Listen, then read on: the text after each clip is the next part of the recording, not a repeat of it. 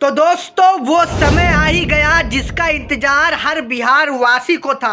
तो जी हाँ दोस्तों, 9 महीने के बाद आखिर हमारे Manish Kashyap ji son of Bihar jail से रिहा हो चुके हैं और इनके पक्ष में बहुत बड़े बड़े कलाकार अपनी राय भी दे रहे हैं। तो आइए सुनते हैं कि आखिर मनोज तिवारी जी हमारे मनीष कश्यप जी के बारे में क्या बोले। तो मनीष कश्यप को जो यातना दी गई है उसका विरोध करते हैं लगातार। तो मुझे पूरा विश्वास है कि मनीष को जो यातना दी गई है बिहार सरकार के द्वारा, आने वाले समय में बिहार की जनता इसका बदला जरूर चुका और हम लोग पूरी अपनी तरफ से भी कोशिश कर रहे हैं कि लीगल एड दिया जाए।